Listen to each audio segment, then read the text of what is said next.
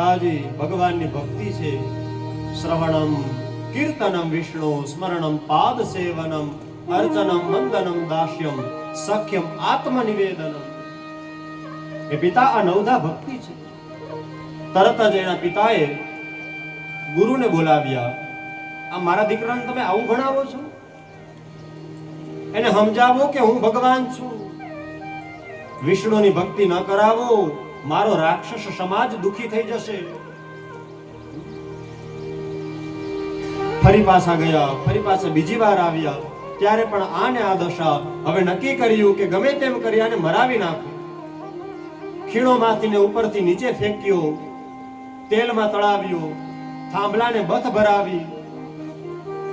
અરે એની બહેન આવી એને ખોડામાં બેસાડે છે કે મને વરદાન છે, અગ્નિ મને બાળે નહીં. પણ અગ્નિદેવે વરદાન એની રક્ષા માટે આપ્યું હતું, કોઈને હેરાન કરવા માટે નહીં. તરત જ એને રાખી છે, ચૂંદડીને રાખી, ભત્રીજાને ખોળામાં લીધો. પરંતુ અગ્નિદેવે વરદાનને શાપ કરી દીધો. એ ચૂંદડી ઉડી ગઈ, હોલિકા બળી ગઈ, પ્રહલાદને કાંઈ ન થયું. અનેક પ્રકારે પ્રયત્ન કર્યો પણ પ્રહલાદ મરતો જ નથી. છેવટે એક સમયે હિરણ્યકશિપુએ પ્રહલાદને રાજસભામાં બોલાવ્યો. રાજસભામાં બોલાવ્યો છે. રાજસભામાં બોલાવવામાં આવ્યો અને કહ્યું, પ્રહલાદ, બોલ તારો ભગવાન ક્યાં છે? તારી રક્ષા કોણ કરે છે? આટલી બધી વાર તને મારવામાં આવ્યો પણ તું મર્યો નહીં. છે ક્યાં તારો ભગવાન? પિતાશ્રી, મારો ભગવાન તો સર્વત્ર છે. બોલ ક્યાં છે? હમણાં જ હું આ ગદા વડે એ તારા ભગવાનને મારી નાખું. હાથમાં ગદા લઈ અને ધીમે ધીમે ચાલે છે. બોલ, શું તારો ભગવાન આ થાંભલામાં છે? તો કહે છે કે હા, થાંભલામાં પણ છે. જેવું કીધું કે હા છે, ત્યાં તો થાંભલો ફાડી ભગવાન બહાર આવ્યા. બોલીએ નરસિંહ ભગવાન કી. ભગવાન બહાર પ્રગટ થયા છે. ભાગવતમાં લખ્યું છે, જ્યારે હિરણ્યકશિપુએ પૂછ્યું કે તારો ભગવાન થાંભલામાં છે, ત્યારે ભગવાન થાંભલામાં હતા નહીં. પૂછ્યું છે કે તારો ભગવાન આ થાંભલામાં છે, ત્યારે ભગવાન થાંભલામાં નહોતા. પણ જ્યારે ભગવાનના ભક્તે કહ્યું કે હા, મારો ભગવાન આમાં છે, એટલે ભગવાનને આવવું જ પડે. ભગત કે વશમે હે ભગવાન. ભગવાન બહાર આવ્યા. સંધ્યાનો સમય થયો. તરત જ હિરણ્યકશિપુને પકડી લીધો છે, પોતાના ખોળામાં બેસાડ્યો, બરોબર ઉંબરાની વચ્ચે લઈ આવ્યા. મસ્તક છે સિંહનું છે, બાકીનું શરીર મનુષ્યનું છે. કોઈ હથિયાર લીધા નથી. પોતાના મોટા મોટા નખ વડે હિરણ્યકશિપુનું પેટ ચીરી નાખે છે. આંતરડાઓ બહાર કાઢી એની માળા ગળામાં પહેરે છે. કથા તો બહુ મોટી છે કે મારતા પહેલા ભગવાન એને યાદ કરાવે છે, જોઈ લે અત્યારે ન તો દિવસ છે ન તો રાત છે. આ સંધ્યાનો સમય છે ને ન દિવસ કહેવાય ન રાત કહેવાય. હું ન તો સિંહ છું ન તો માણસ છું. કેમ તો કે હું બ્રહ્માનો બનાવેલો નથી, બ્રહ્માને પણ મેં બનાવ્યો છે. હું એની સૃષ્ટિનો નથી, એ પોતે મારી સૃષ્ટિનો છે. મેં તને ઘરના ઉંબરા વચ્ચે રાખ્યો છે, ન ઘરની બહાર કે ન ઘરની અંદર. નથી મારા હાથમાં તલવાર, નથી સુદર્શન. મારા નખ વડે મેં તારું પેટ ચીરી નાખ્યું છે. ભગવાન બધું યાદ કરાવી તેને મૃત્યુને ઘાટ પહોંચાડે છે. અત્યંત ક્રોધ હતો, કોઈ ભગવાન પાસે જતું નથી. પ્રહલાદને કહ્યું કે તમે જાઓ. પ્રહલાદ કહે છે ચોક્કસ, આ તો મારો ભગવાન છે, મને ડર ન હોય. તે ગયા, ભગવાન પાસે ગયા. ભગવાન અત્યંત ક્રોધમાં હતા. પરંતુ જેવા પ્રહલાદજી આવ્યા, તરત જ પોતાની જીભ વડે પ્રહલાદનો ગાલ ચાટે છે. જેમ ગાય વાછરડાને ચાટે એમ ભગવાન પ્રહલાદનો ગાલ ચાટે છે. પોતાના ખોળામાં રાખ્યો. જોજો ભક્ત કેવો હોય. ભગવાન કહે છે, માગ બેટા તારે શું જોઈએ છે? કહે છે, પ્રભુ ખરેખર તમે આપવા માંગો છો? તો કે હા, મારે તો કાંઈ નથી જોતું. મારો બાપ ગમે તેવો હતો, તમારો વેરી હતો, પણ મારો બાપ હતો. મારે તો ખાલી એટલું જ જોઈએ છે કે તમે મારા પિતાને તમારા ચરણોની પ્રાપ્તિ કરાવો. આને સેવક પુત્ર કહેવામાં આવે. અરે 4 પ્રકારના દીકરા હોય, દીકરા 4 પ્રકારે હોય: શત્રુપુત્ર, સમપુત્ર, મિત્રપુત્ર અને સેવક પુત્ર. માત્ર ને માત્ર મા બાપ પાસેથી સેવા લેવા માટે જન્મ્યો હોય તેને શત્રુપુત્ર કહેવાય. મા બાપ રાખે તેટલું જ રાખે તેને સમપુત્ર કહેવાય. મોટો થાય એટલે બાપના ખભે ખભો મિલાવે, બધી જરૂરિયાતો પૂરી કરે, એને મિત્રપુત્ર કહેવાય. પણ કોઈ રામ જેવો દીકરો આવે, એકવાર કહે કે બેટા તારે જંગલમાં જવાનું છે, બધું છોડી અને હાલતો થઈ જાય, પાછું વળીને ના જુએ, એને સેવક પુત્ર કહેવાય. અરે પુંડલિક જેવો કોઈ ભક્ત હોય, પ્રભુ આવ્યા છે તેના દરવાજે, અરે ઓ પુંડલિક, તને દર્શન દેવા આવ્યો છું. પ્રભુ વાત તો સાચી છે, પણ હું મારા પિતાના ચરણોની સેવા કરું છું, સેવા છોડીને તો નહીં અવાય. મારી ઓરડી બહુ નાની છે, અંદર હું તમને આસન નહીં આપી શકું. પ્રભુ અલ્યો, આ ઈંટનો હું ઘા કરું છું, તમે એના ઉપર ઊભા રહો. ત્યારે પ્રભુ વાટ જોવા માટે આમ કેડે હાથ દઈને ઊભા હતા, પણ આ ભક્તની તાકાત, આ ભગવાનની ભક્તિનો મહિમા, હજી ભગવાન એવા ને એવા ઊભા છે. પિતાની સેવા કરવા વાળો હોય તો એને સેવક પુત્ર કહેવાય. પિતા માટે માગ્યું, પોતાના માટે કાંઈ ન માગ્યું. બાપે દુઃખ આપ્યા, એ મનમાં ન લીધા.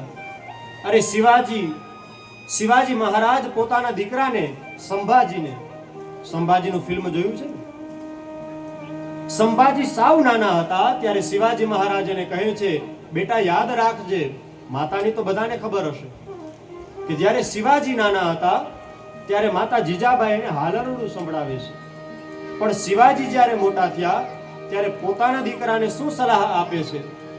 કહે છે કે બેટા યાદ રાખજે, બાપ કદાચ આપણા હિતની વાત કરે કે પછી કદાચ એની વાત કોઈ ખોટી હોય, પણ એની સામું ન બોલાય, એનો વિરોધ ન કરાય.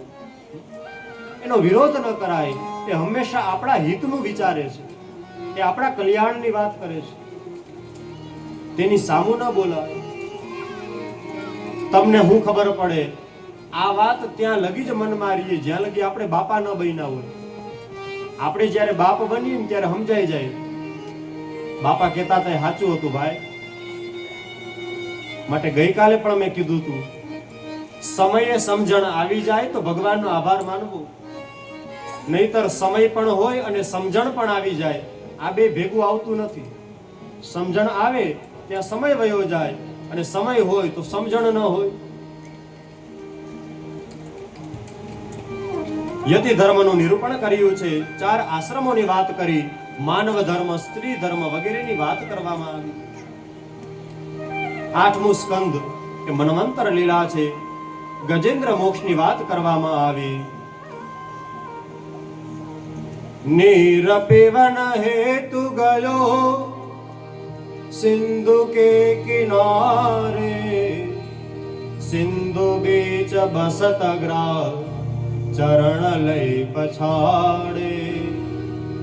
હે ગોવિંદ હે ગોપાલ અબ તો જીવન હારે. ગજેન્દ્ર મોક્ષની કથા કહી છે. ગજેન્દ્ર નામનો હાથી, જેનો એવો પ્રભાવ હતો કે જેટલા પ્રદેશમાં ગજેન્દ્ર રહેતો હતો, ત્રિકુટ પર્વત ઉપર, ત્યાં કોઈ સિંહ આવી અને હરણને પકડે નહીં, કોઈ વાઘ આવી શિયાળને પકડે નહીં. એટલો આ હાથીનો પ્રભાવ હતો. પોતાની પત્નીઓને બાળકોને લઈ સમુદ્રમાં સ્નાન કરવા ગયો. જેવો મગરે તેનો પગ પકડ્યો, બધાએ થોડીવાર પ્રયત્ન કર્યો, પણ પછી બધા જ છોડી અને વયા ગયા. કોઈ કોઈનું નથી. એકલા આવ્યા એકલા જવાના. હવે આ હાથી 1000 વર્ષ સુધી યુદ્ધ કરે છે, પણ જ્યારે થાક લાગ્યો ત્યારે હરિ યાદ આવ્યા, ભગવાન યાદ આવ્યા. તે હ બોલ્યો ત્યાં તો ભગવાન ગરુડની માથે બેઠા, અને રી બોલ્યો ત્યાં તો પ્રભુ સામે આવી ગયા. કમળનું પુષ્પ તોડી સુંઢ વડે ભગવાનને અર્પણ કરે છે. ભગવાને ગજેન્દ્રનો મોક્ષ કર્યો છે. મગરમચ્છનું મસ્તક કાપ્યું, ગ્રાહને પણ મુક્ત કર્યો છે. એના પૂર્વ જન્મની કથા બતાવી છે. કથા વિસ્તારથી છે, આપણે થોડું દર્શન કરી અને આગળ વધીએ છીએ. એક સમયે દુર્વાસા મુનિને વિચાર આવ્યો, આજે મને જે માળા મળી છે એ માળા હું ઇન્દ્રને આપું. આપણે કોઈને માળા પહેરાવીએ તો આપણે એને આપણા કરતા મોટો માની અને સન્માન કરીએ છીએ, પણ પહેરાવેલી માળા હોય એ પ્રસાદ રૂપ હોય છે. દુર્વાસાજી આજે ઠાકોરજીએ જે પ્રસાદમાં આપી હતી માળા એ ઇન્દ્રને આપી. ઇન્દ્રએ બહુ કઈ ધ્યાન ન દીધું, પોતાના હાથી ઉપર એ માળા ફેંકી છે. હાથીને તો કઈ ખબર નથી, સૂંઢ હલાવતો હલાવતો જાય છે, પગના નીચે માળા આવી, એ માળાને કચડી નાખે છે. દુર્વાસાજીને ક્રોધ ચડ્યો, મારી પ્રસાદની આપેલી માળાનું આવું અપમાન! શ્રાપ આપ્યો છે, ત્રિલોક લક્ષ્મી વગરનું બની જાય. ચારે બાજુથી લક્ષ્મીજી વયા ગયા સમુદ્રની અંદર. ત્રિભુવન તેજ વગરનું થઈ ગયું. બધા મળી અને ગયા બ્રહ્માજી પાસે કે હવે શું કરવું. બ્રહ્માજીએ કહ્યું કે સમુદ્ર મંથન કરો. સમુદ્ર મંથન કરવું હોય તો આપણા એકલાથી ન થાય, એના માટે દૈત્યોને પણ લેવા પડે. જો અમુક કાર્ય એવા હોય કે આપણે ન બોલાવવા હોય ને એને બોલાવવા પડે. ઘણીવાર એવું થાય, કોઈ સહી કરાવવી હોય, કોઈ બીજા કામ કરાવવા હોય તો આપણે ક્યારેક બોલાવવા પડતા હોય. આપણા મનમાં કાંઈ ન હોય પણ સામે વાળો જ ન ઝૂકતો હોય. નમન નમન મેં ફેર હે. માટે દેવતાઓ કહે છે કે કઈ અમે થોડા જઈએ દૈત્યો પાસે, અમે તો દેવ છીએ. ત્યારે બ્રહ્માજીએ કીધું સાંભળો, એક તમને વાર્તા સંભળાવું. જરૂર પડે ને તો ગમે ત્યાં જવું પડે. ઓલી કહેવત છે ને, ગધેડાને બાપ કેવો પડે. સાંભળો. એક માજી હતા, મોટી ઉંમરના માજી. રોજ તો કાંઈ સાફ સફાઈ કરવાનો અવસર ન મળે. એમાં એક એનો બહુ કિંમતી જૂનો પેટારો, હજી હોય ને ગામડામાં આપણે માવડીઓ જોયા હોય, ઓલા પેટારા હોય જૂના જૂના, એ દિવાળીના ટાઈમે પેટારો સાફ કરે. એ પેટારો સાફ કર્યો, એમાંથી ને ગોદડા ને બધું બહાર કાઢ્યું, પણ કોઈને ખબર ન પડે એમ કોણ જાણે ક્યાંથી ને સર્પ આવી અને એની અંદર બેસી ગયો. માજીને બહુ કઈ દેખાય નહીં, ગોદડાઓ નાખ્યા તો એમાં બહાર જ્યારે ગોદડાઓ લીધા ને એમાં એક ગોદડામાં કોઈ ઉંદર આવી ગયો. ગોદડાની સાથે ઉંદર પણ અંદર ગયો. માજીએ તાળું મારી દીધું કે હવે તો આવતા વર્ષે પાછો પેટારો ખુલે. ભાઈ, સર્પ પણ સમજે છે કે તકલીફ છે, ઉંદેડો સમજે છે કે તકલીફ છે, પણ હવે કરવું શું? કારણ કે બે એકબીજાના વિરોધી. ખબર છે કે ઓલો મારું ભોજન કરી જાય. સર્પને થયું કે લાવ જાઉં. સર્પે જઈને કીધું, અરે ઓ ઉંદરભાઈ સાંભળો, અમે એવી સર્પ જ્ઞાતિમાંથી આવીએ છીએ કે અમે બધા 11 કરીએ છીએ. આજે 11 છે ને, અમે બધા 11 કરીએ છીએ. એટલે અમે કોઈ દિવસ કોઈને પણ મારીને ખાતા નથી. અમે તો ખાલી દૂધ પીને જીવીએ છીએ. ભાઈ, તમે ચિંતા ન કરો. જુઓ, આમાં તમે ને હું બે હલવાણા છીએ. જાજુ વિચારશું તો ઓક્સિજન પૂરો થવા આવ્યો છે. અહીંયા પછી જય સિયારામ જય જય હનુમાન થઈ જાય. એના કરતા એક કામ કરો, આ પેટારામાં થોડુંક તમે ફાંકું પાડી દો, પછી સવાલ જ ઉભો નથી થતો. આપણે બે બાર વયા જાશું. પણ ભરોસો કેમ કરવું? જો ભાઈ, ભરોસો તો રાખવો પડે. ભરોસો નહીં રાખો તો પછી તમારું પૂરું થઈ જાય. અહીંયા તમે જાણો જ છો. જો વિચારો તમે, હું કદાચ તમને મારીને અહીંયા ખાઈ જાઉં, પણ પછી અહીંયા એકલો એકલો શું કરીશ? પછી તો મારે મરવું પડે ને. હવે ઓલાને ભરોસો આવ્યો. વાત સાચી. જો તરત જ ગયો, પેટારામાં પોતે ફાકું પાડી આવ્યો. એટલો બધો આમ રાજી થઈ ગયો કે વાહ, હવે મને બહાર નીકળવા મળશે. અને કેવા ગયો પાછો, કંકોત્રી દેવા ગયો. અરે ઓ સર્પ મહારાજ સાંભળો, આપણું કામ થઈ ગયું છે. તો કે તું ઉભો રહે, હું પેલા જોઈ આવું. બારે આમ ડોકું કાઢ્યું અને જોયું, હા કામ થઈ ગયું છે. નીચે ગયો તો કે હાલો હવે નીકળી જાય. તો કે 11 તો પૂરી થઈ ગઈ ભાઈ.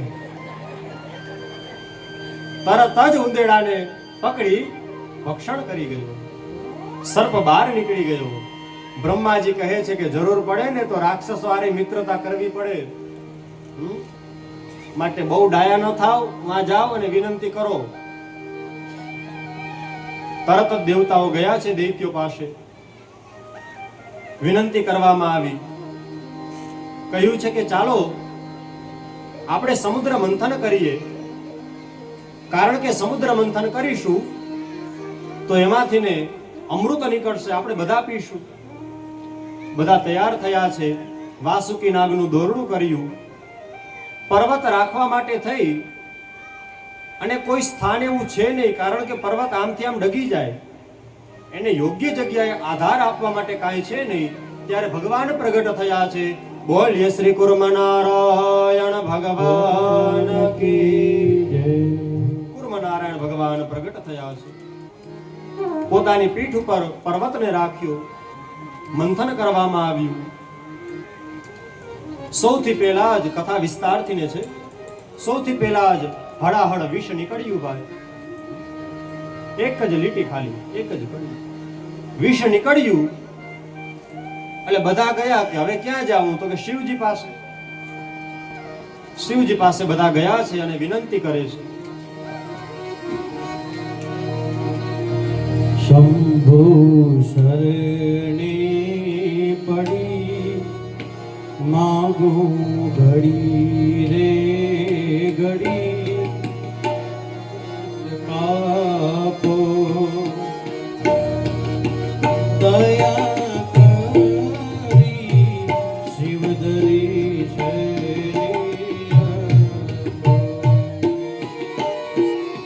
શંભુ શરણે પડી માગું ઘડી રે ઘડી કષ્ટી કાપો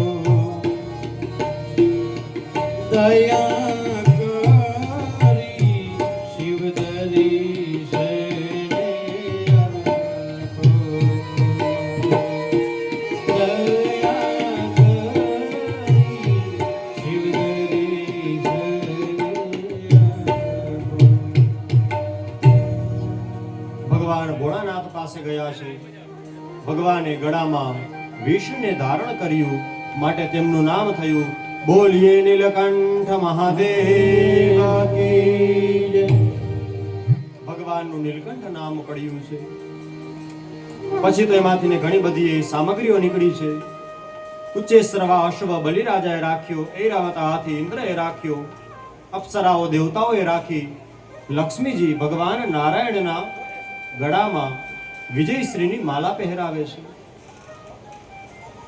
અમૃત કળશ લઈને ભગવાન ધન્વંતરી બહાર આવ્યા છે. દેવતાઓ અને દૈત્યો અમૃત માટે ઝઘડો ન કરે, માટે ભગવાને મોહિની અવતાર લીધો છે. એ અવતારમાં ભગવાને દેવતાઓને અમૃત પાયું અને દૈત્યોને માત્ર સામાન્ય જળ પાયું છે. ખબર પડી ગઈ રાહુ નામના દૈત્યને. સૂર્ય અને ચંદ્રની વચ્ચે આવી અને બેસી ગયો. તરત જ સૂર્યનારાયણે જાણ કરી કે આ તો દૈત્ય છે. કપટ કરી અને આવી ગયો. પ્રભુએ સુદર્શન ચક્ર હાથમાં લઈ એનું મસ્તક છેદી નાખ્યું. દેવતાઓ અમર બન્યા છે. ફરી પાછું યુદ્ધ થયું, દેવાસુર સંગ્રામ થયો, તેની કથા બતાવી છે. આગામી બધા જ મન્વંતરોનું વર્ણન કરવામાં આવ્યું. બલિરાજા યજ્ઞ કરે છે. 99 અશ્વમેધ યજ્ઞ પૂર્ણ થયા. 100મા અશ્વમેધ યજ્ઞ સમયે અદિતિ અને કશ્યપને ત્યાં દેવતાઓનું કાર્ય કરવા માટે ભગવાન ઉપેન્દ્રના નામથી ને જન્મ ધારણ કરે છે અને સ્વરૂપ નાનું હતું એટલે પ્રભુએ કયા નામે પ્રસિદ્ધિ મેળવી છે? બોલીએ શ્રી વામન ભગવાન કી. ભાદરવા સુદ દ્વાદશીના દિવસે, જેને વિજયા દ્વાદશી પણ કહેવામાં આવે છે, ભગવાન વામન બની અને આવ્યા છે. આવી અને કહે છે કે મને 3 ડગલા જમીન આપો ભરૂચમાં. ભૃગુ કચ્છ એટલે ભરૂચ. કથા તો બહુ મોટી છે. 3 ડગલા જમીન આપો. કહે છે કે 3 જ ડગલા થોડી હોય, અરે ભૂદેવ તમે કંઈક જાજુ માગી લો. કહે છે ના, જરૂર પૂરતું મગાય, મારે તો ખાલી સંધ્યા કરવી છે એટલે જાજુ નથી જોતું. શુક્રાચાર્ય કહે છે આ કોઈ બ્રાહ્મણ નથી, આ બ્રાહ્મણના રૂપમાં વિષ્ણુ ભગવાન છે. કહે છે કે ભલે ને તો બહુ સારી વાત કહેવાય કે ભગવાને મારા આંગણે માગવા આવ્યો હતો, હું તો સમાજને કહીશ. શુક્રાચાર્યની એક આંખ ફોડે છે, એની કથા છે. 3 ડગલા જમીનનું દાન કરે છે. પ્રભુએ 1 ડગલામાં પૃથ્વીને માપી લીધી, બીજા ડગલામાં સમસ્ત લોકોને માપી લીધા. કહે છે કે હે બલિરાજા, બોલ હવે ત્રીજો ચરણ ક્યાં રાખું? હું જાણું છું કે કાંઈ છે નહીં, હવે તારા આગળ કાંઈ જ નથી, પણ તે વચન આપ્યું છે માટે તારા આગળ કાંઈ ન હોય ને તો પણ તારે આપવું જ પડે. આપત્તિમાં પણ સર્વસ્વનું દાન કરવું પડે. ત્યારે બલિરાજા કહે છે કે હે નાથ, હવે કાંઈ મારી પાસે નથી, પરંતુ મારું શરીર તો છે ને, તમે મારા મસ્તક ઉપર ચરણ રાખો. પ્રભુએ મસ્તક ઉપર ચરણ રાખ્યો. સૂતળ નામના પાતાળમાં તેઓ ગયા છે. પછી શુક્રાચાર્યજીએ જે સ્તુતિ કરી છે, શુક્રાચાર્ય દ્વારા કરવામાં આવેલી કોઈ સ્તુતિ સાંભળે તો કોઈ એમ ન કહે કે આ ભગવાનના દ્રોહી હશે. એ પણ કથા છે કે શુક્રાચાર્ય પણ પહેલાના સમયમાં દૈત્યોને પક્ષમાં હતા નહીં, દેવતાઓના વિરોધી નહોતા. શું કામ બન્યા એની પણ કથા છે. કહે છે કે પછી પ્રભુ ત્યાં દ્વારપાળ બન્યા છે. લક્ષ્મીજી આવ્યા, બલિરાજાના હાથમાં રાખડી બાંધી. ત્યારથી રાખડી બાંધવાનો નિયમ ચાલુ થયો. આગળની કથાઓ બતાવી છે. ભગવાને મન્વંતરોની રક્ષા કરવા માટે મત્સ્ય અવતાર ધારણ કર્યો છે. અનેક પ્રકારનું સમ, દમ, તપ વગેરેનું વર્ણન કરવામાં આવ્યું. 9મો સ્કંદ એ ઈશાનું કથા છે. ભગવાનના ભક્તોનું ચરિત્ર, ભગવાનનું ચરિત્ર, સૂર્ય અને ચંદ્ર વંશના રાજાઓનું વર્ણન બતાવ્યું છે. 24 અધ્યાયો છે. એકમાં 13 અધ્યાય, એકમાં 11 અધ્યાયો બતાવ્યા છે. વૈવસ્વત ની સંતાન હતા ત્યારે વશિષ્ઠજી મહારાજ પાસે યજ્ઞ કરાવે છે. એ કથા બતાવી. ઈલા નામની કન્યા સુદ્યમ્ન નામે પુરુષ બને છે, એ વર્ણન બતાવ્યું છે. દિષ્ટના વંશમાં મરુત નામે ચક્રવર્તી રાજા થયા છે. મરુતે સોમરસથી ઇન્દ્રને સંતોષિત કર્યા હતા, એ પણ વર્ણન બતાવ્યું. દેવયાની અને શર્મિષ્ઠાની કથા બતાવી છે. નાભાગના પુત્ર થયા, તેનું નામ હતું અંબરીશ મહારાજ. દુર્વાસાજી આવે છે, તેઓએ જલપાન કરી અને બારસનું પારણું કર્યું હતું. દુર્વાસાને ક્રોધ ચડ્યો, ત્યારે સાક્ષાત સુદર્શન તેની રક્ષા કરવા માટે આવ્યા. દુર્વાસાજી ભાગે છે, સુદર્શન તેની પાછળ આવે છે. છેવટે અંબરીશ મહારાજના ચરણમાં પડ્યા, ત્યારે ચક્ર શાંત બન્યું. ભક્તની કથા બતાવી છે. ઇક્ષ્વાકુ વંશનું વર્ણન કરવામાં આવ્યું. અષ્ટકા શ્રાદ્ધનું વર્ણન કર્યું છે. ગંગા અવતરણની દિવ્ય કથા બતાવી છે. 3 પેઢીઓના પ્રતાપે ગંગાજી પૃથ્વી ઉપર આવ્યા. ભગીરથ રાજા તેને લઈ આવ્યા, માટે તેને ભાગીરથી ગંગા તરીકે ઓળખવામાં આવે છે. ગંગા સર્વને પવિત્ર કરનારી નદી છે. સ્વર્ગમાં પણ ગંગા છે, પૃથ્વી લોકમાં પણ ગંગા નદી બિરાજે છે. ખટવાંગ નામે રાજા થયા. માત્ર 2 ઘડીમાં પ્રભુને પ્રાપ્ત કર્યા. ધીમે ધીમે કરતા સુખદેવજી મહારાજ હવે ભગવાન રામના પ્રાગટ્યની કથા તરફ જઈ રહ્યા છે. દશરથ નામના એક મહાન પ્રતાપી રાજા હતા. મોટી ઉંમર થઈ ગઈ છે, ત્રણ પત્નીઓ છે, પણ હજી નિસંતાન છે. કૌશલ્યા, કૈકેયી અને સુમિત્રા. ગુરુ મહારાજને કહે છે કે હે પ્રભુ, હવે તો કોઈ ઉપાય બતાવો, કંઈક કૃપા કરો. ત્યારે પુત્ર કામેષ્ટી યજ્ઞ કરવામાં આવ્યો. અગ્નિદેવ ખીર લઈને બહાર આવ્યા છે. દશરથ મહારાજે એમાંથી 2 ભાગ કર્યા. એક ભાગ કૌશલ્યાજીને આપ્યો અને બીજા ભાગમાંથી 2 ભાગ કરી અન્ય 2 મહારાણીઓને આપ્યો છે. સમય જતા હવે ગર્ભ રહ્યો. ધીમે ધીમે હવે શીતળ મંદ વાયુ આવી રહ્યો છે. હવે અગ્નિ આપમેળે યજ્ઞ કુંડમાં પ્રજ્વલિત થાય છે. ચારે બાજુ આનંદનું વાતાવરણ છવાઈ રહ્યું છે. કેમ? તો કે હવે પ્રભુ કૌશલ્યાજીના ગર્ભમાં પધાર્યા છે. નવમી તિથિ મધુ માસ પુનીતા શુકલ પચ્છ અભિજિત હરિપ્રીતા. નવમી તિથિ મધુ માસ પુનીતા શુકલ પચ્છ અભિજિત હરિપ્રીતા. નવમી તિથિ મધુ માસ પુનીતા શુકલ પચ્છ અભિજિત હરિપ્રીતા.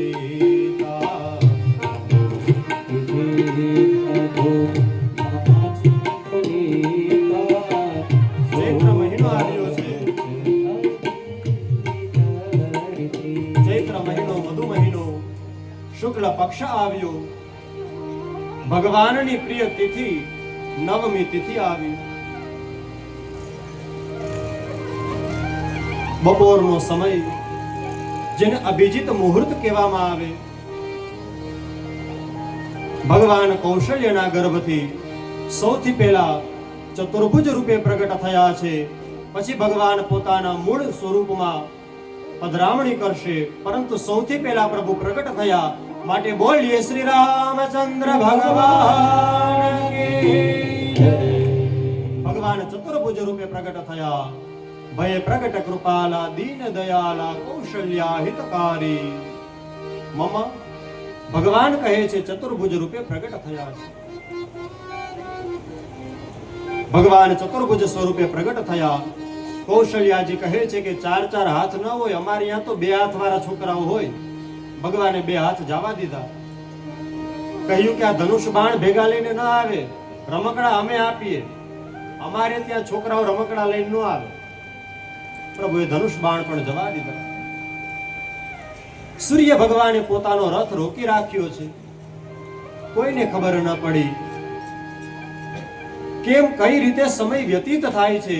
બપોરની સાંજ ક્યારે પડી કોઈને ખબર ન પડી. કારણ કે એવો પણ ભાવ છે, 1 મહિના સુધી બપોર જ હતો. સમયમાં કોઈ પરિવર્તન નથી આવ્યું. કેમ? તો કે પ્રભુ 4 સ્વરૂપે પ્રગટ થયા છે. શ્રી રામ, શ્રી લક્ષ્મણજી, શ્રી ભરતજી મહારાજ અને શ્રી શત્રુઘ્નજી 4 સ્વરૂપે પ્રગટ થયા છે. નિત્ય નવીન આનંદ ત્યાં છવાઈ રહ્યો છે. આવો 2 ઘડી માટે ભગવાનના અવતારને આપણે વધાવીએ, પછી આગળ કથાનો ક્રમ વધારીએ. અવધ મે આનંદ ભયો જય રઘુવીર રામ કી. અવધ મે આનંદ ભયો જય રઘુવીર લાલ કી. અવધ મે આનંદ ભયો જય રઘુવીર રામ કી. અવધ મે આનંદ ભયો જય રઘુવીર લાલ કી. કૌશલ્યા કોલાલો ભયો જય રઘુવીર રામ કી. કૌશલ્યા કોલાલો ભયો જય રઘુવીર લાલ કી. અવધ કો યુવરાજ ભયો જય રઘુવીર રામ કી.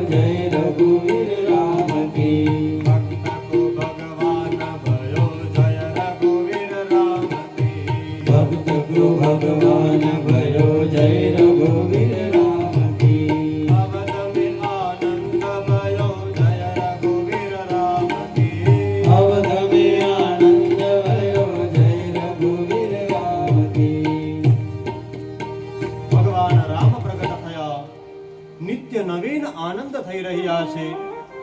પ્રતિ દિવસ જાણે નવો ઉત્સવ ઉજવાઈ રહ્યો છે. ચારે તરફ નિત્ય વાજાઓ વાગે છે. પ્રતિ દિવસ રંગોળીઓ થાય છે પ્રત્યેક ઘરોમાં.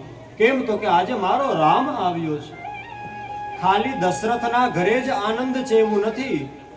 અવધના પ્રત્યેક ઘરે જાણે તેના જ ઘરે રામ આવ્યો, જાણે તેના જ ઘરે પુત્ર આવ્યો એવો આનંદ છવાય છે. પ્રભુ પ્રગટ થયા તો આનંદ છવાવા લાગ્યો. મોટા થયા, વેદારંભ સંસ્કાર કરવામાં આવ્યો. વિશ્વામિત્રના યજ્ઞની રક્ષા કરવા માટે જાય છે. ત્યાંથી જનકપુરમાં આવ્યા. ધનુષ ઉપાડે છે. સીતાજી વરમાળા પહેરાવે છે. પરશુરામ આવે છે તો ભૃગુ ચિહ્ન બતાવે છે. ધનતેરસના દિવસે જાન જનકપુરમાં આવી. માગસર સુદ પાંચમના દિવસે પ્રભુના લગ્ન થયા અને વસંત પંચમીના દિવસે તેઓ જાન વિદાય કરે છે. કેટલા દિવસ સુધી બધા ત્યાં રોકાણા. પ્રતિ દિવસ એવું જ થાય. દશરથ મહારાજ કહે કે તો જનક મહારાજ હવે અમે નીકળીએ. જો હવે તમે કહો તો અમે પ્રસ્થાન કરીએ. બસ આજનો દિવસ તમે રોકાઈ જાઓ, બસ આજ માટે. રોજ આમ થાય. આમ કરતા કરતા કેટલા દિવસો વયા ગયા. દાઈજામાં ઘણું બધું લઈને આવ્યા છે. જનક મહારાજ ત્યાં સુધી જુએ છે જ્યાં લગી દેખાણું કે મારી દીકરી હવે જનકપુર છોડી અને જઈ રહી છે. ત્યાં સુધી નજર કરે છે. એની માં થાંભલાને પકડી અને મૌન રીતે અવાજ ન આવે એમ આંસુઓની ધારાને વહાવે છે. અરે આ તો જનકપુરના દાસ દાસીઓ, અરે આ તો જનકપુરના હાથી અને ઘોડા જ્યારે અવધમાં આવ્યા ને, સાંજે બધાને પાણી પીવડાવવા માટે દશરથજી મહારાજ ગયા. જનકપુરના હાથીઓને પાણી પીવડાવવા ગયા. પાણી પીવડાવવા ગયા તો તે હાથીઓને વાચા ફૂટી. કહે છે કે અરે ઓ મહારાજ, અમે પાણી નહીં પીએ, કારણ કે સીતા તો અમારી દીકરી કહેવાય, દીકરીના ઘરનું પાણી પણ ન પીવાય. ત્યાંના પશુઓમાં પણ આવો પ્રેમ હતો. નિત્ય નવીન આનંદ છવાય છે. પરંતુ દેવતાઓનું કાર્ય કરવું હતું એટલા માટે સરસ્વતીજીએ મંથરાની મતીને બગાડી છે. કૈકેયીજી પાસે ગયા. દેવી, હવે બહુ ખરાબ સમય આવવાનો છે. અરે ગાંડી, હવે તો આનંદનો સમય છે. તને ખબર છે આજે દશરથ મહારાજ એમ કહેતા હતા કે આવતીકાલે મારે રામને રાજા બનાવવો છે. કથા તો મોટી છે પણ આપણે થોડું ચોથી પાંચમી ગીરમાં જાય છે. અને આમે ભાગવત પ્રમાણે 2 જ અધ્યાયમાં કથા છે, 10મો અધ્યાય અને 11મો અધ્યાય. આ લાંબી કથા આપણે સાંભળીએ છીએ એ રામચરિતમાનસમાં છે. લાંબી જે કથા છે એ રામચરિતમાનસમાં છે. અરે મંથરા, મારો રામ તો રાજા થવાનો છે ને તું કહેશ કે ખરાબ સમય આવે. તમે કોઈને સમજી નથી શકતા. રામ અને કૌશલ્યાનું આ કાવતરું છે. રામ જ્યારે રાજગાદીએ બેસશે ત્યારે ઈ અને કૌશલ્યા બે ભેગા થઈ તમને કાઢી મૂકશે. તમારા ભરતને તો દાસ બનાવીને રાખશે. કહે છે કે આવું ન હોય હો, તમારી મતી ન બગાડ. કાંઈ વાંધો નહીં, તમે અત્યારે નથી સમજતા, પણ જ્યારે ખરેખર ખરાબ સમય આવશે ને ત્યારે તમે મંથરાને યાદ કરશો. હવે કૈકેયીને વિચાર આવ્યો છે કે કદાચ વાત સાચી પણ હોય હો. રામને રાજા બનાવવાનું ત્યારે જ વિચાર્યું જ્યારે ભરત અને શત્રુઘ્ન મામાના ઘરે ગયા છે. કદાચ આ સાચું હોય તો હવે મંથરાના હાથમાં વાત આવી. દેવી સાંભળો, તમે 2 વરદાન માંગજો. ભરતને અવધનું રાજ્ય અને રામને 14 વર્ષનો વનવાસ. પણ તમે ત્યાં લગી ન માગતા જ્યાં લગી દશરથ મહારાજ રામના સોગંધ ખાઈને તમને વચન ન આપે. રામના સોગંધ ખવડાવજો, વચન આપે, પછી જ તમે વચન માગજો. ત્યાં લગી ન માગતા. આવતીકાલે જેનો દીકરો વિશ્વનો રાજા બનવાનો હોય એની માં આજે કોપ ભવનમાં સૂતી છે. ખુલ્લા વાળ રાખ્યા છે, સફેદ સાડી પહેરી છે, ચાંદલા પણ આમ અડધા છે અડધા ભૂસી નાખ્યા છે. કોપ ભવનમાં દુખી અવસ્થામાં કોઈ હોય. દશરથ મહારાજ કૈકેયીને વિશેષ પ્રેમ કરે છે. હરખ માતો નથી કે મારો રામ રાજા થવાનો છે. લાવ હું મારી કૈકેયીને કહેવા તો જાઉં, તૈયારીમાં કઈ બાકી તો નથી ને, કઈ ઘટતું નથી ને.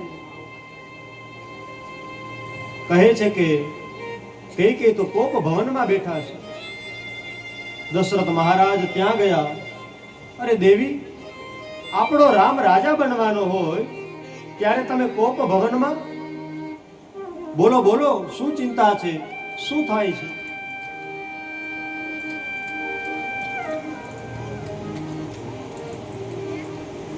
કહે છે કે કઈ ચિંતા તમને ખાઈ રહી છે?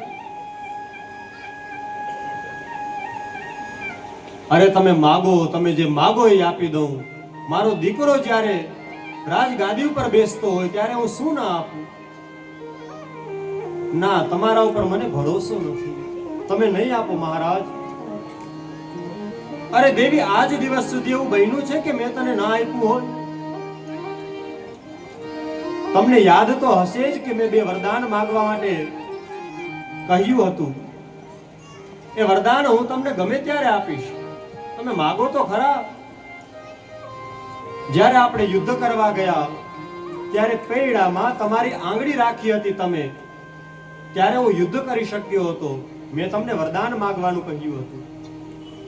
તમે કહ્યું હતું કે સમય આવશે ત્યારે માંગીશ. દેવી, માગો, તમારે વરદાન જોતું હોય તો એ માગો, બીજું કાંઈ માગો. ના, તમે રામના સમખાવ તો જ માગું, હવે મને ભરોસો નથી. અરે દેવી, એમાં રામના સોગંધ ખાવાના હોય. ચાલો ઠીક છે, રામના સોગંધ ખાઉં છું. પ્રાણ જાય પર બચન ન જાય. રામના સોગંધ દેવી જોતે ન આપું તો મને લાજ લાગે, મારા કુળને કલંક લાગે. માગો, તમારે શું જોઈએ છે?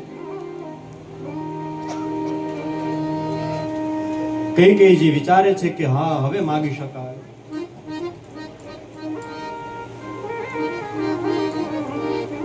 તમે વરદાન આપશો ને? હા દેવી, હવે તો આપું જ ને, શું કામ ના આપું? તો મારા 2 વરદાન છે. પેલું વરદાન છે મારા ભરત અને અવધનું રાજ્ય આપો.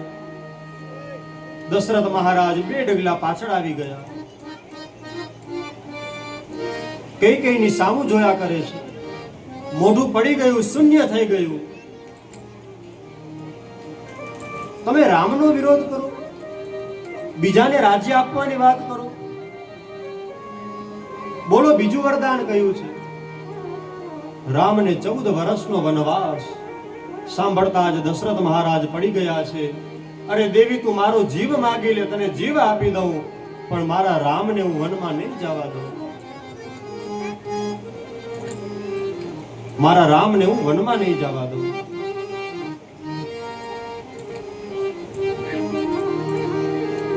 અરે મારે તો આ 2 જ વરદાન જોઈ, બીજું કાંઈ નહીં. અરે દેવી, તું ભરતને ભલે રાજ્ય આપ, પણ મારા રામને વનમાં ન મોકલ. દેવી, રામ તો મારો શ્વાસ છે. રામ નહીં હોય તો આપણે કેમ જીવશું? પણ આ 2 વરદાન માંગી કૈકેયી ચૂપ થઈ ગયા છે. દશરથ મહારાજ એ જ અવસ્થામાં પડ્યા છે. રોજ પ્રતિ દિવસ સવારે સેવા પૂજા કરવા જાય તો ભગવાન રામ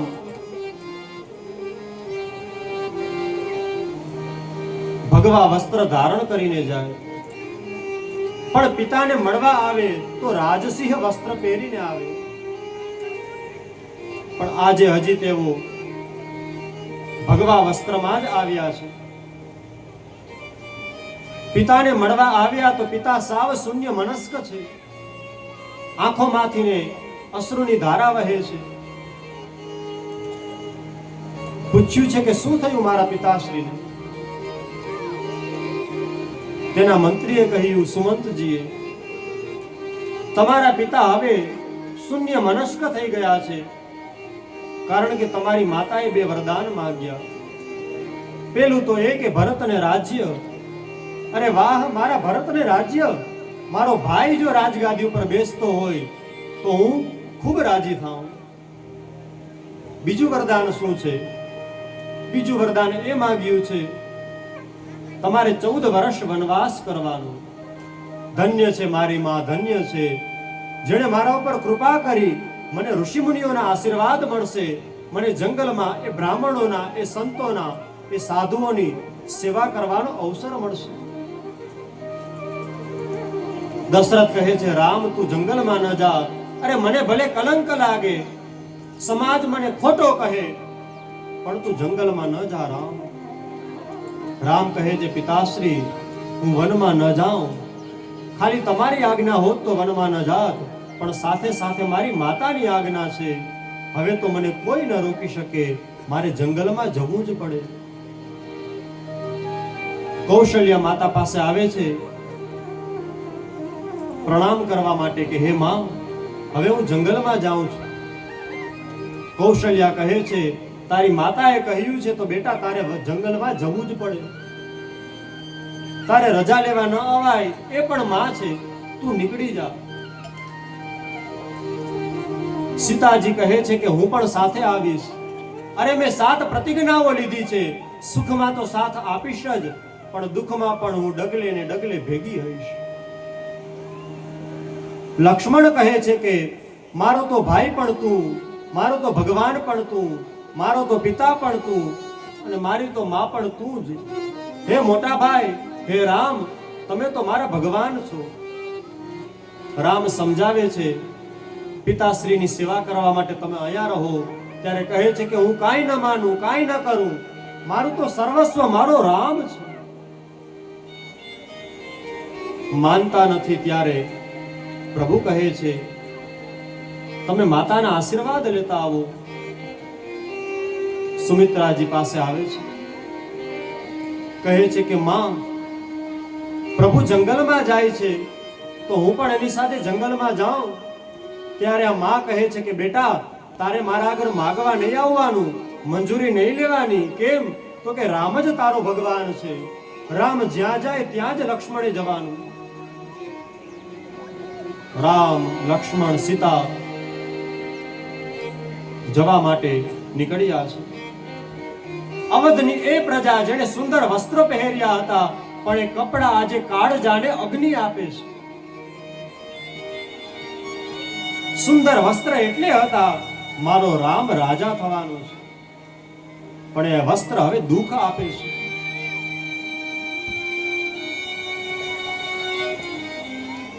કહે છે કે બધા ત્યાંથી નીકળ્યા છે. અવધની પૂરી પ્રજા કહે છે, અમે રામ તમારી સાથે આવશું. રામને રથમાં બેસાડી અને જવા નીકળ્યા. પૂરી પ્રજા ભેગી આવી. સરયુના કાંઠે રાત્રિ વિશ્રામ કર્યો. બધા સૂઈ ગયા છે. અડધી રાત્રિના રામે કહ્યું સુમંતજીને, રથને એવી રીતે ચલાવો કે કોઈને ખબર ન પડે કે કયા રસ્તે ચાલ્યા છે. પ્રજા સૂતી છે. સુમંતજી પ્રભુને લઈ અને નીકળ્યા. નદીનો કિનારો આવ્યો. રથને ઊભો રાખ્યો. બધી પ્રજા સવારે ઉઠી. ખબર પડી કે રામ તો છે નહીં. બધા રડવા લાગ્યા. શરીર તો છે પણ હવે જાણે આત્મા નીકળી ગઈ. આ શરીર તો છે પણ આત્મા નીકળી ગઈ. બધા પાછા આવ્યા અવધમાં. સુમંતજીએ વારંવાર સમજાવ્યા, હે સીતા, જંગલમાં દુઃખ પડશે. અરે જનક મહારાજ અમને કહેશે, અમે શું મોઢું બતાવશું? અમે અમારી પુત્ર વધુને જંગલમાં મોકલી. તમે પાછા આવો. ના, મારા રામ જ્યાં જાય સીતા ત્યાં જ જાય. બધા પાછા ફર્યા છે. સુમંતજી પણ આવી અને દશરથજીને કહે છે, મેં બહુ સમજાવ્યા પણ કોઈ ન માન્યું મહારાજ. પ્રભુ કેવટજી પાસે આવે છે.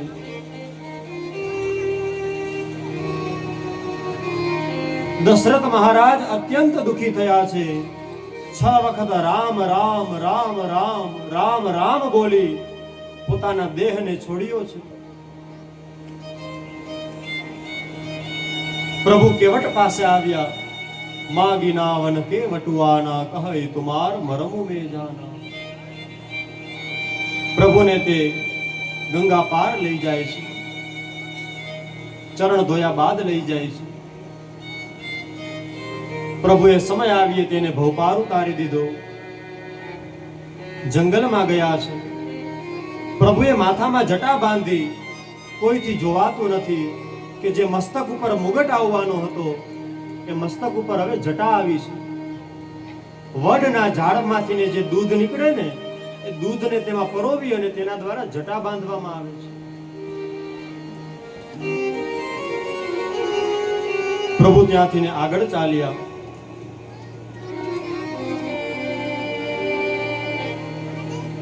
કોઈ જગ્યાએ કુટીર બનાવી છે. રોજ પ્રભુ ભરતને યાદ કરે.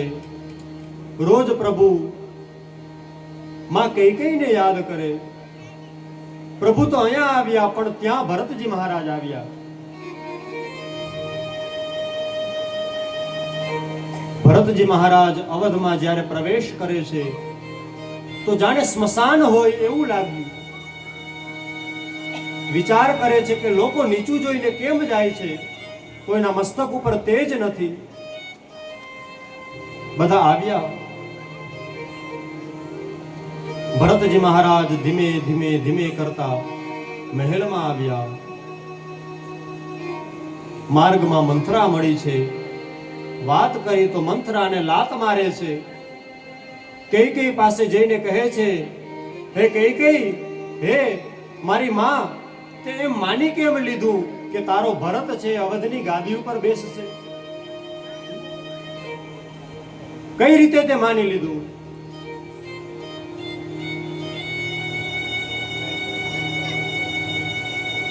કઈ રીતે એમ માની લીધું કે તે અવધની ગાદી ઉપર બેસશે?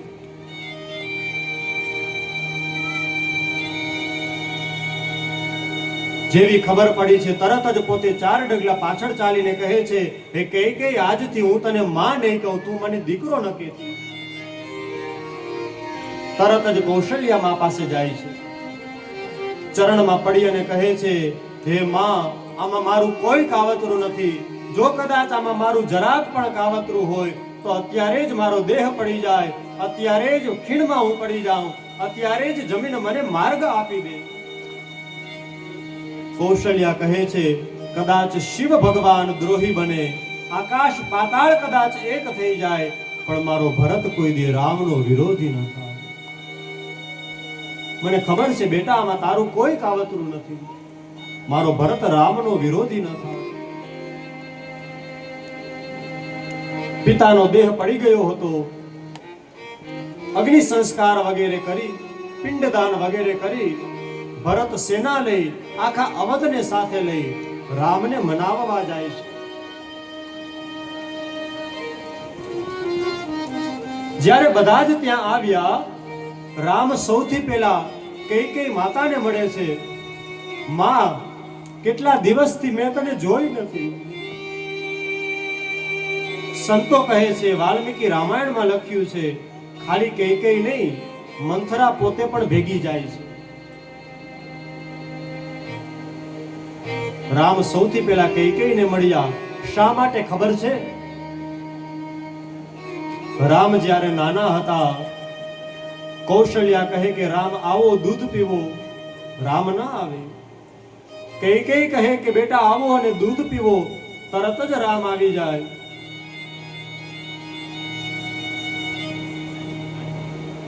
તરત જ રામ આવી જાય.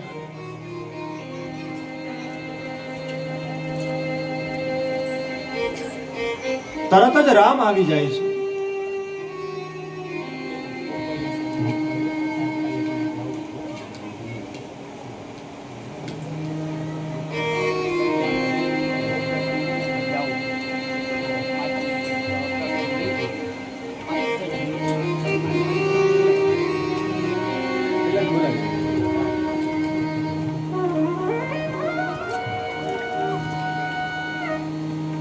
કૃષ્ણાય વાસુદેવાય હરયે પરમાત્મને પ્રણતઃ ક્લેશનાશાય ગોવિંદાય નમો નમઃ.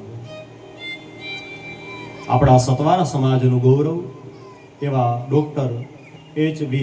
પોપલિયા સાહેબ અત્રે ઉપસ્થિત થયા છે. તાળીઓના નાદથી આપણે તેને વધાવીએ. આમ તો કથામાં આપણે રામનો પ્રસંગ ચાલુ હોય તો બીજે ક્યાંય ધ્યાન ન આપીએ, પણ ઓપરેશન માટે જવું છે તો વચ્ચે લેવું જ પડે, કારણ કે જે જીવતા છે એનું પહેલા કરવું. રામ એમાં રાજી છે. પાડો તાળી. રામ એમાં રાજી છે. માટે કેશવજીભાઈને હું વિનંતી કરીશ કે તેઓ આવે અત્રે સ્ટેજ ઉપર, આપણા પોપલિયા સાહેબનું સન્માન કરે. તથા સમાજના આગેવાન નિલેશભાઈ પરમાર પધાર્યા છે જામનગરથી, ચામુંડા એગ્રો, એનું પણ વ્યાસપીઠ હાર્દિક સ્વાગત કરે છે. સમાજના આગેવાન